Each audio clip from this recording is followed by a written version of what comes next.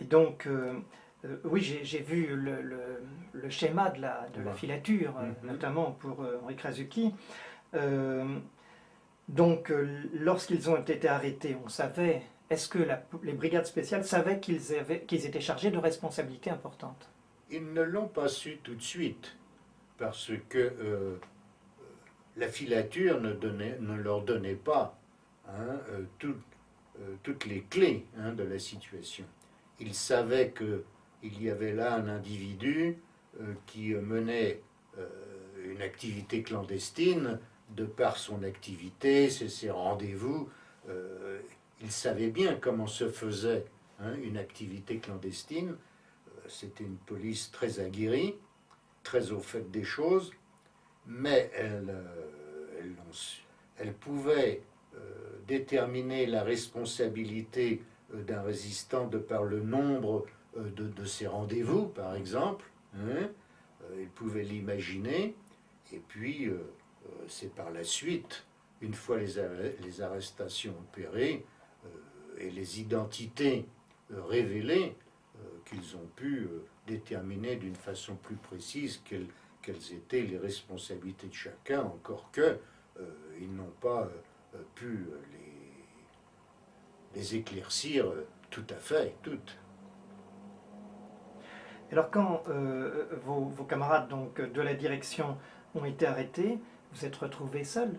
Alors je me suis retrouvé, pas tout seul, mais du point de vue de la direction, effectivement, je me suis retrouvé seul, mais avec toute une série d'autres jeunes qui avaient échappé aux arrestations. Donc c'est à ce moment-là que la direction nationale de la MOI m'a confié la responsabilité régionale des jeunes juifs de Paris, de la MOI, et que cette direction s'est renforcée de nouveaux membres venus d'ailleurs. C'est ainsi qu'il y a eu Jean Kapiewicz. C'était un jeune d'expérience qui avait été déjà très tôt dans la résistance dans le 11e arrondissement.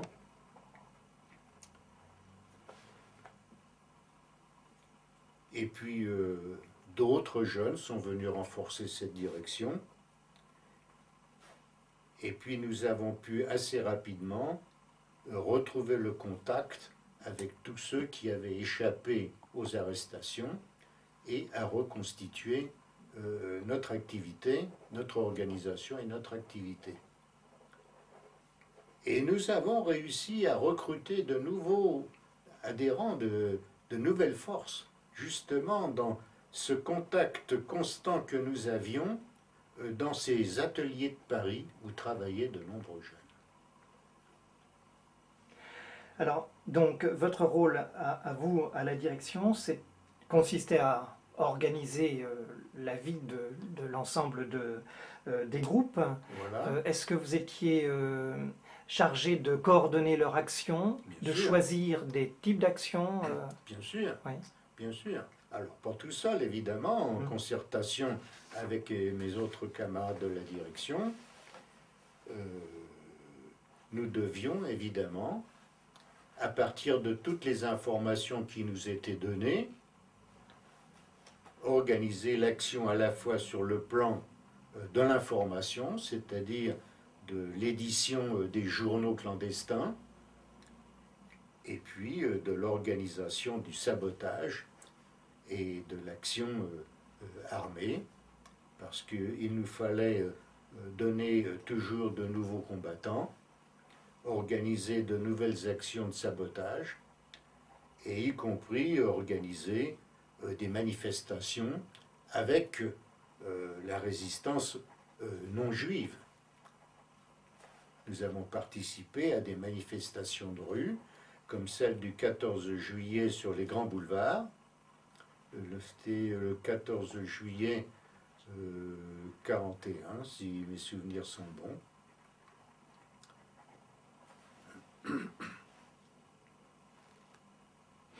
Et alors, donc, à la base, les groupes de trois n'agissaient pas de façon autonome.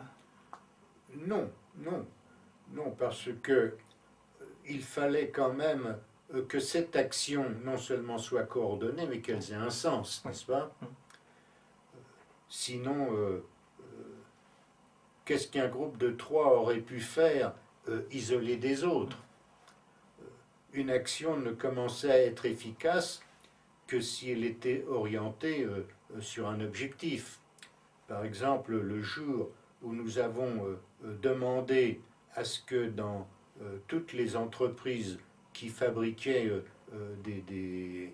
dans les entreprises de fourrure, par exemple, qui fabriquaient des vêtements en peau de mouton pour les soldats allemands, il fallait que les jeunes se fassent embaucher dans les entreprises, puissent accéder aux machines, aux entrepôts, à la fabrication, soit pour y déverser des acides, soit pour y déposer des engins incendiaires, soit pour y couper des fils électriques, mais tout ça devait être coordonné et pensé, n'est-ce pas? Un groupe ne pouvait pas comme ça spontanément dire où est-ce que je vais, qu'est-ce que je vais faire, ça, s'il y avait un plan d'action.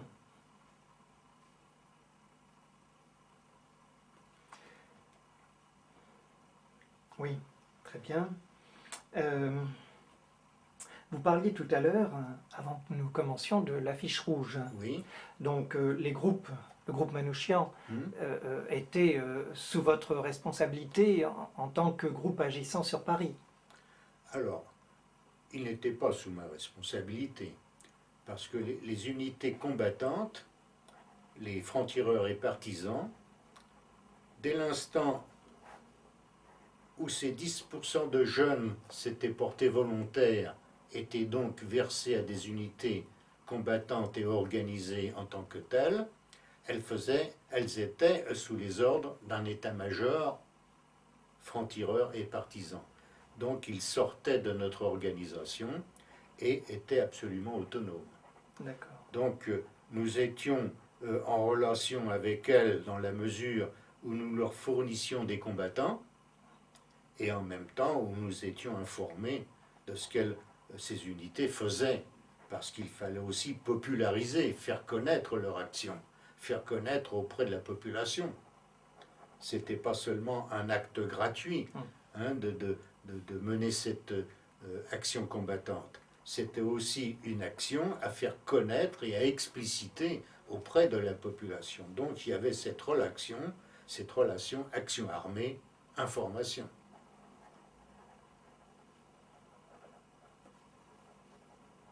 Alors l'état-major sur Paris des FTP, c'était Rol-Tanguy. Alors c'était pas Rol-Tanguy, lui a été plus tard responsable des FFI de l'Île-de-France, n'est-ce pas? C'était un regroupement de tous les combattants, de tous les réseaux et de tous les mouvements de résistance. Ça s'est fait à partir de la mise en place du Conseil national de la résistance, où il a été possible d'unifier le combat armé, et c'est à ce moment-là que se sont formées les forces françaises de l'intérieur, mais les FTP ont constitué des groupements armés particuliers, n'est-ce pas, qui appartenaient à ce moment-là au Front National, ce qu'on a appelé le mouvement, le Front National. Et les FTP de la MOI étaient eux-mêmes sous la responsabilité d'un état-major de l'ensemble des francs-tireurs et partisans de la région parisienne. MOI et non MOI. Oui.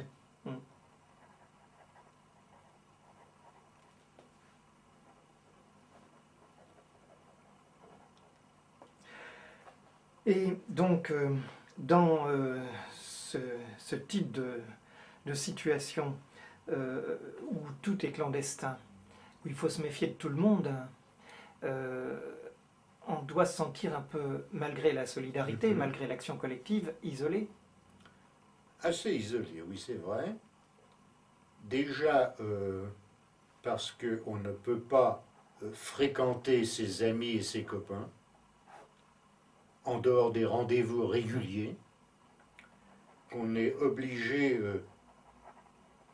de respecter tout un certain nombre de règles pour ne pas se faire remarquer et puis pour ne pas mettre en danger d'autres personnes, parce que les fréquenter inutilement, uniquement par amitié, c'est aussi mettre en danger ces personnes, parce qu'on risque soi-même d'être repéré et de transmettre le danger sur d'autres personnes. Et puis fréquenter d'autres personnes, c'est aussi peut-être s'exposer soi-même, parce que l'autre est en danger, et donc le cloisonnement et l'isolement est d'une certaine manière devenu une forme de vie. Donc, alors qu'au tout début de cette action résistante, l'observation des règles de clandestinité n'était pas de règle, puisque je me souviens qu'alors même que nous étions rentrés dans la résistance, dans les débuts de l'année 41, on allait encore camper en groupe. On sortait en groupe de 30-40 jeunes, et puis rapidement, on a compris qu'on ne pouvait pas continuer de cette façon, si bien qu'on est devenu totalement clandestin, du moins pour ceux qui étaient obligés de changer d'identité et de domicile.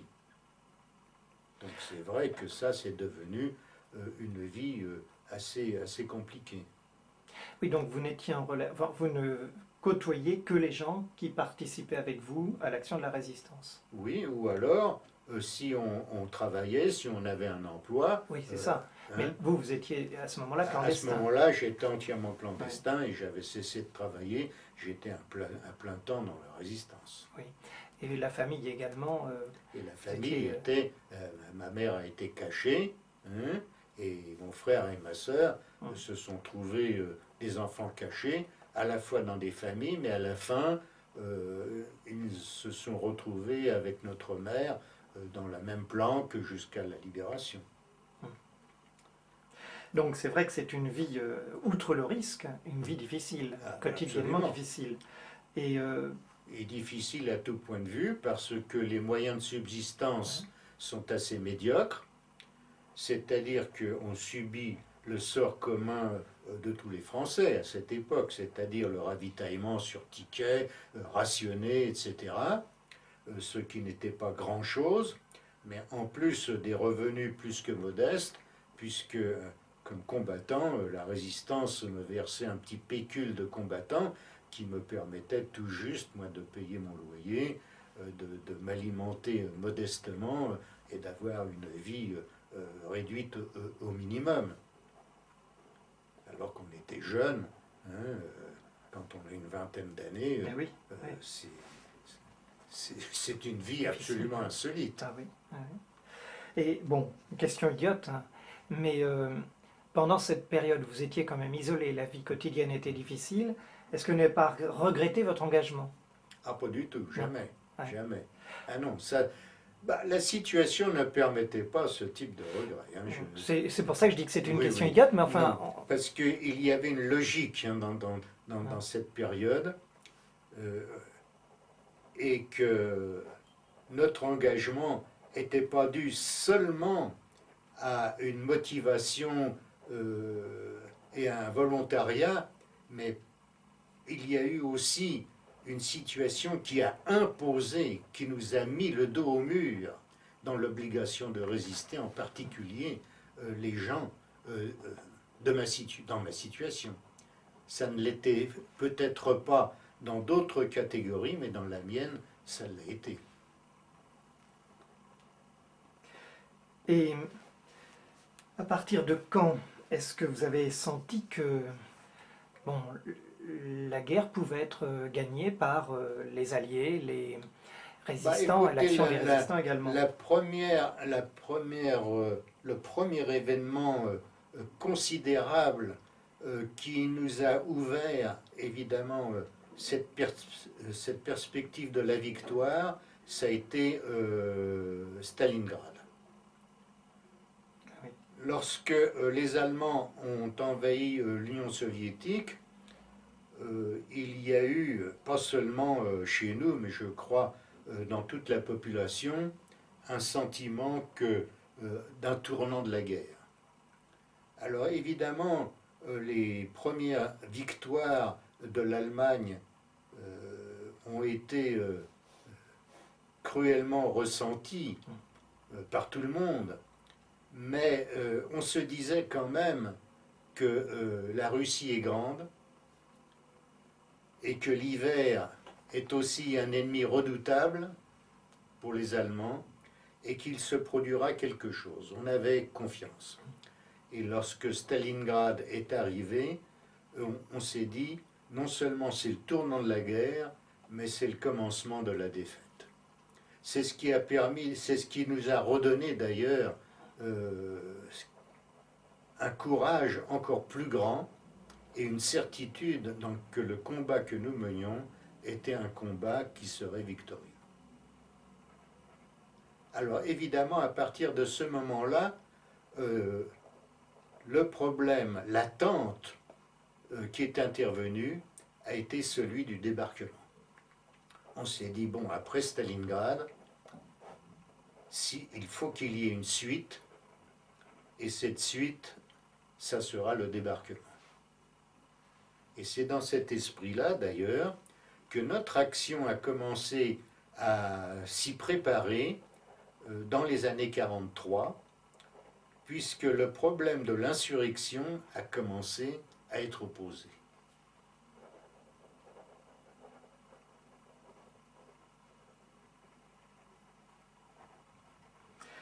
Oui, alors justement, eh bien, je pense qu'au moment où, après le débarquement, les Alliés ont progressé en France, où la question de l'insurrection s'est posée de plus en plus, où les grèves ont commencé. Voilà. Bon, concrètement, quel a été votre rôle? Vous, le vôtre, et puis celui de la MOI dans Paris, pour préparer l'insurrection, puis ensuite pour y participer. Alors, la question concrète qui nous a été posée a été celle de la Constitution. Je vais changer de cassette. Oui, si et puis du point de vue de la clarté, là, parce que oui, je crois que... Oui, peut-être si on pouvait avoir un petit peu de lumière, ce serait bien.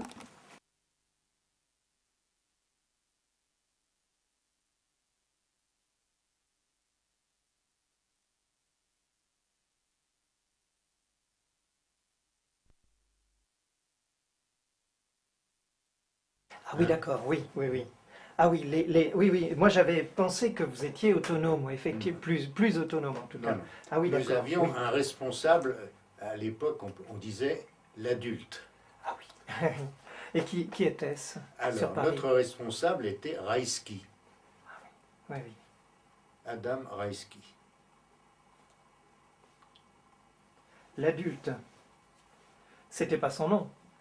Enfin, je veux dire son pseudonyme. Non, c'était un adulte. Oui. Hein, quand on parlait entre nous, j'ai eu contact avec l'adulte. Ah oui, c'est très amusant ça, oui. C'est bizarre, je me souviens de ça. Parce qu'il me semble que vous ne dirait pas ça aujourd'hui, c'est curieux. Parce qu'il me semble que vous, parce que vous faisiez, vous étiez aussi très adulte. On était mentalement adulte, oui, il me semble. Mais à l'époque, une personne de 30 ans nous paraissait vraiment une personne déjà plus jeune, quoi. Elle était plus jeune. D'accord. Ben oui. Bien. Alors, oui, on avait commencé à parler un petit peu de l'insurrection. C'est ça. Alors, comment donc vous l'avez préparé, vous, en tant que responsable jeune de la MOI? Alors, on a senti qu'on passait à un autre niveau de notre action, parce qu'on nous a demandé l'organisation, le recrutement et l'organisation pour la constitution d'une milice patriotique. Le mot milice patriotique est rentré dans notre vocabulaire et dans nos objectifs, je crois, à la fin de l'année 43, au tout début 1944. Et là, la question a été de s'armer et de se préparer militairement à une action dont la date et l'objectif dépendaient évidemment d'une évolution extérieure de la guerre, mais on sentait bien qu'au plus haut niveau, on envisageait déjà le débarquement et la libération de la France. C'était inscrit dans ces objectifs-là. Et donc les jeunes, on a commencé à les organiser en vue de cette action. On les a formés, on les a préparés, avec les quelques armes dont nous disposions, on leur a appris le maniement de ces armes, et puis on a travaillé beaucoup à l'organisation de nouvelles forces, parce qu'évidemment le nombre que nous étions était largement insuffisant pour l'action envisagée. Et parallèlement à ça, évidemment, le nombre d'armes dont nous disposions était tout à fait dérisoire, et donc il fallait s'en procurer. C'est ainsi qu'à ce moment-là, l'essentiel de notre activité a été de se procurer des armes. Et dans le livre sur le 19e, je relate une action, justement, qui nous a permis de récupérer une arme sur un soldat allemand.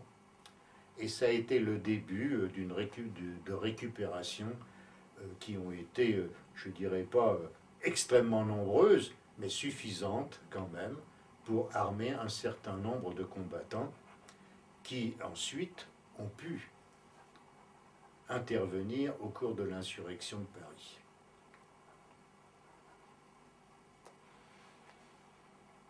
Oui, justement, la question de l'armement, il me semble en tout cas qu'au moment de l'insurrection, ça s'est révélé quelque chose de très insuffisant, malgré tout. Même si vous aviez, parce que tout ce que vous aviez, c'était des armes récupérées, des armes... C'était des armes légères, oui, légères, en général oui. des pistolets, des revolvers, aucune arme lourde évidemment, oui. Pas de fusil. Et au cours de l'insurrection, les armes lourdes, les armes plus importantes nous ont été fournies par les organisations militaires de la résistance à ce moment-là. Mais bon, nous n'avions que des armes légères. Oui, mais je crois quand même que malgré tout, compte tenu que les FTP étaient très importants sur Paris, étaient sans doute les plus importants, au niveau de Gaulle et de l'Angleterre, on ne désirait pas trop fournir d'armes aux résistants parisiens. Il y avait le risque que la capitale échappe ensuite au contrôle du pouvoir. Ça a sans doute été une préoccupation, je pense. Ça, c'est... Oui. Il m'est difficile à moi-même de pouvoir l'affirmer d'une façon aussi catégorique. Mais le fait est, le résultat était que nous étions très insuffisamment armés, que nous aurions pu l'être un peu plus. Ça, c'était tout à fait évident. Mais l'insurrection a quand même eu lieu, parce que le problème n'a pas été seulement celui de l'armement, mais celui de l'engagement de la population elle-même, qui a pu mettre à la disposition de la résistance des moyens considérables qui ont littéralement paralysé l'armée allemande dans Paris et permis aux forces françaises de l'intérieur, aussi peu armées qu'elles aient été, de réduire petit à petit et empêcher les troupes allemandes de nuire jusqu'à l'arrivée de l'armée de la division Leclerc.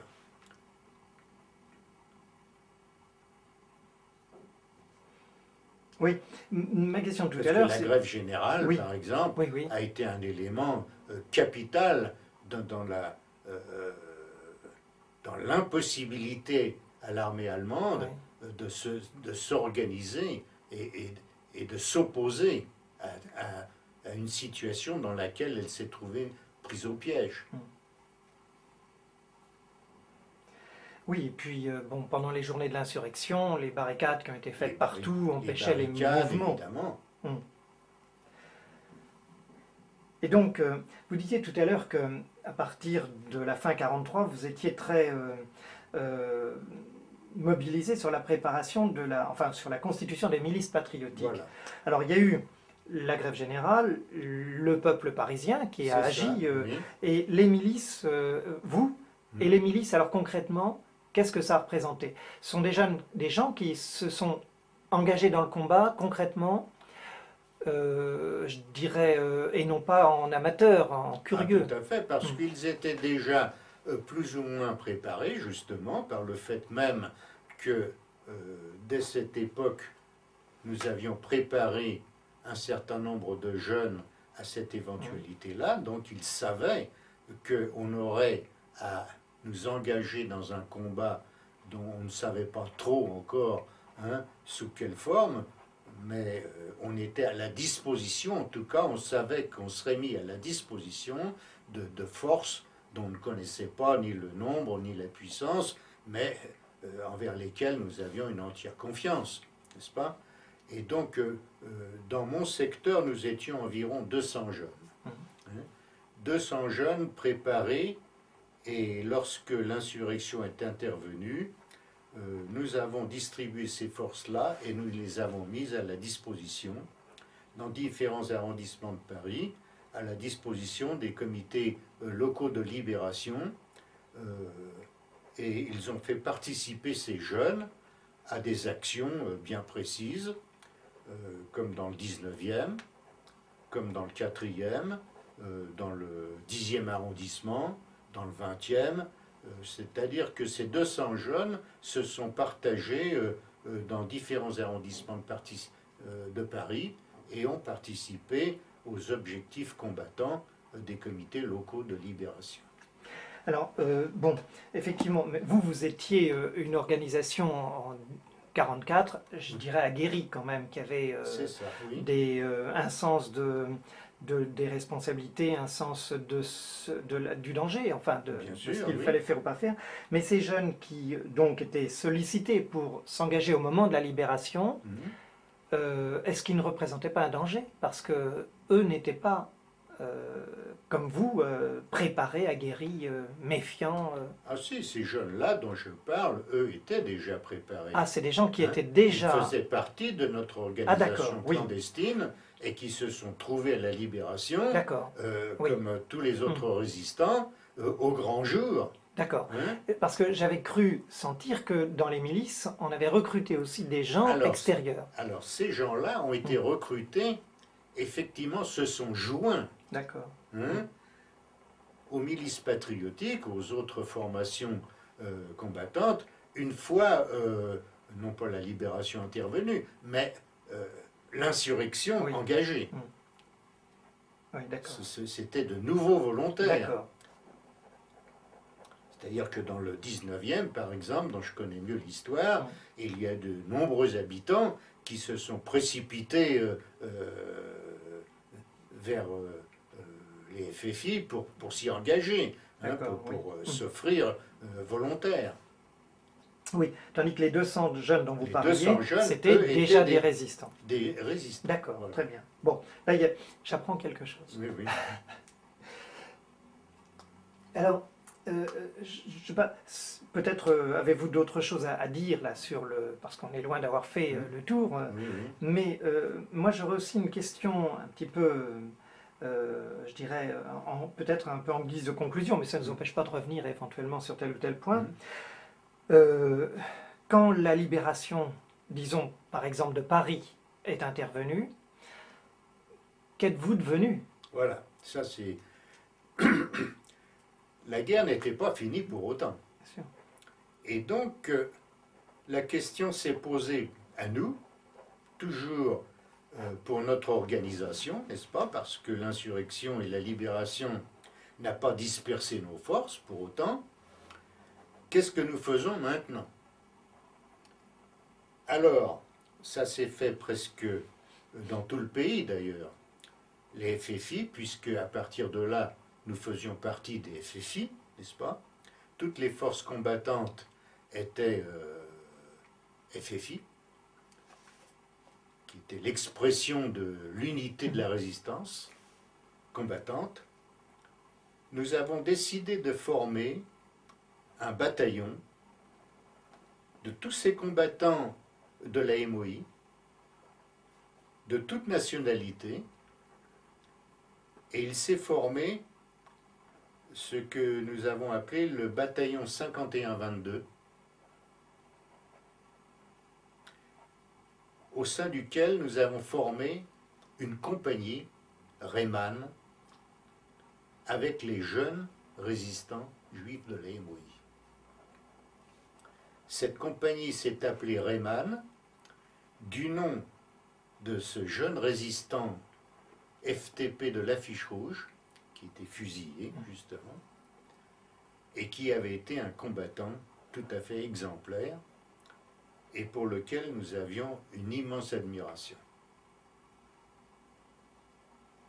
Cette compagnie a été formée à la caserne Reuilly, dans le 12e arrondissement, et nous espérions que rapidement, nous serions intégrés dans une unité régulière de l'armée pour continuer la guerre jusqu'à la victoire finale. Seulement, il y a eu à ce moment-là une décision gouvernementale. Je ne sais pas dans quelles conditions cette décision a été prise ou en concertation avec les FFI, je ne peux pas vous le dire. Toujours est-il que les FFI ont été dissous et que notre engagement volontaire pour la durée de la guerre, puisque dans ce bataillon, nous y sommes rentrés comme volontaires pour la durée de la guerre, c'est-à-dire un acte officiel cette fois. Personnellement, je me suis donc engagé pour la durée de la guerre dès la libération dans ce bataillon. Et comme tel, une fois les FFI dissous, on m'a reversé dans une unité de l'armée régulière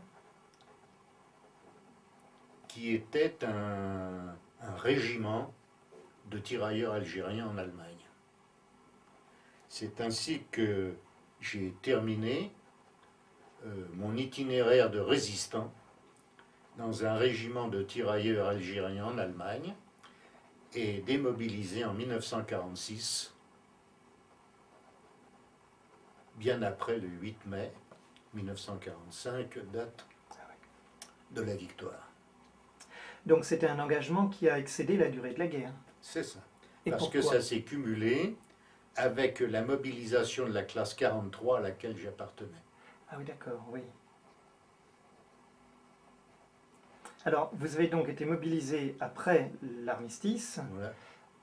pour Non, faire votre... pas après l'armistice. Non, mais je veux dire, mobilisé de 45 à 46, voilà. avec la classe 43, pour accomplir votre service militaire. Au départ, ça a été un engagement volontaire pour faire la guerre. Ça, j'ai bien compris. Voilà. Mais une fois la guerre terminée, la classe 43 étant sous les drapeaux, normalement, j'ai été donc soumis à cette règle de... On ne considérait pas que vous aviez fait votre service militaire. Non, puis il se prolongeait. Oui, d'accord. Et vous, qu'est-ce que vous en avez pensé de cette prolongation? Ah ben moi, ça ne me faisait rien du tout. J'étais soldat, hein, quelques mois de plus, quelques mois de moins, j'étais en Allemagne. Et donc, j'ai attendu d'être libéré. Et est-ce que vos services en tant que résistant, quand vous avez été donc intégré à l'armée régulière, ont été reconnus? Absolument, oui. Voilà. Alors, j'ai ma carte de résistant, d'ancien combattant volontaire de la résistance. Ce titre me reconnaît les droits d'ancien combattant. Et mon engagement volontaire dans l'armée m'a valu un petit supplément de retraite complémentaire. Voilà. Ce sont les seuls avantages que j'ai pu obtenir cet engagement-là. Je ne pense pas que ce soit des avantages, c'est une reconnaissance. Une reconnaissance, voilà. c'est tout, puisque il me semble que c'est la moindre des choses. Rien, oui. Voilà. Oui, oui. C'est une reconnaissance en plus. Hein. Donc vous aviez, au niveau de l'organisation des jeunes, une responsabilité importante. Voilà. Et lorsque vous avez été mobilisé, vous avez été mobilisé comme simple soldat. Au départ. Au départ. Non, avec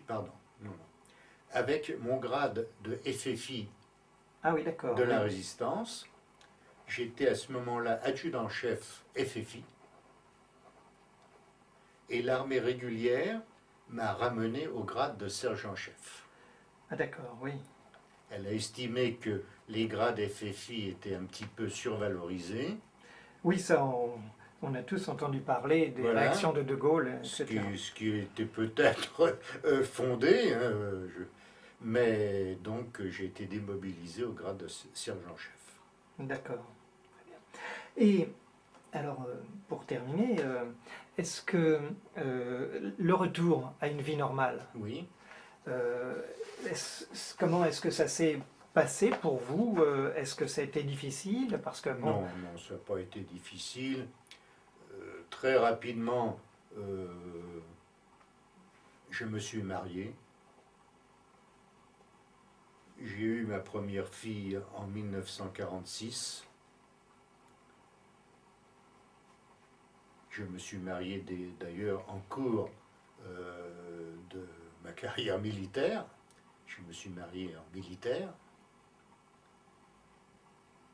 Et donc, j'ai commencé une vie de famille sans avoir eu de jeunesse. Eh oui. Voilà. Oui. Disons, c'était ça la situation. Ma jeunesse, oui. Elle a été, comment dirais-je, vécue dans des conditions que j'ai évoquées. Je suis passé tout de suite à l'état d'adulte et de responsable de famille. Ah oui, ah oui. Oui, c'est ce que disait Sam Radzinski. Il me disait ça un jour. Il me disait, bon, compte tenu de son expérience terrible à Auschwitz, moi on m'a volé ma jeunesse. Ah bah oui, ça, oui. ça on n'a pas une jeunesse, bien sûr. Ouais. Et donc, ensuite, vous avez repris votre vie professionnelle d'avant J'ai repris ma vie professionnelle d'avant. Alors, c'était pas difficile de trouver du travail à cette époque. La France était à reconstruire. C'est vrai, oui. Et donc, très très vite, j'ai repris mon travail. Et vous avez gardé, je suppose, ce que vous faites quand vous témoignez, quand vous avez fait ce livre, l'envie d'une certaine façon de militer ou de participer à la vie. Cette guerre, elle m'a profondément marqué. Pas seulement cette guerre, mais l'occupation allemande, avec tout ce qui s'en est suivi comme désastre, et particulièrement pour notre catégorie de population, et qu'elle a fait de moi un militant. Ce que je n'aurais peut-être pas été s'il n'y avait pas eu cette guerre, parce que jeune, avant-guerre, ce qui me fascinait beaucoup, c'était la musique, c'était les études. J'aurais volontiers voulu faire des études. Mes parents étaient trop modestes, malheureusement, pour que je puisse m'engager dans de longues études, mais enfin c'était mon désir, mon souhait, la connaissance. Un peu comme Krasuki l'explique, hein, c'est un fervent de la musique. Et donc, s'il n'y avait pas eu la guerre, sans doute aurions-nous eu un tout autre itinéraire de vie, un autre destin que celui que nous avons eu. Donc cette guerre a fait de moi un militant. Et je suis resté jusqu'à aujourd'hui. Oui, ça je le vois bien, oui, oui, oui.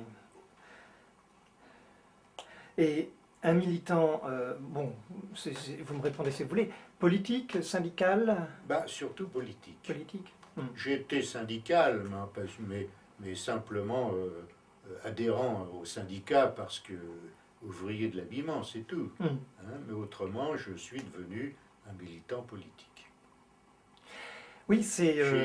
J'ai ressenti au lendemain de cette guerre la nécessité pour le citoyen, parce que c'est ça le problème, pour le citoyen de s'engager et de prendre ses responsabilités dans le mouvement de la société.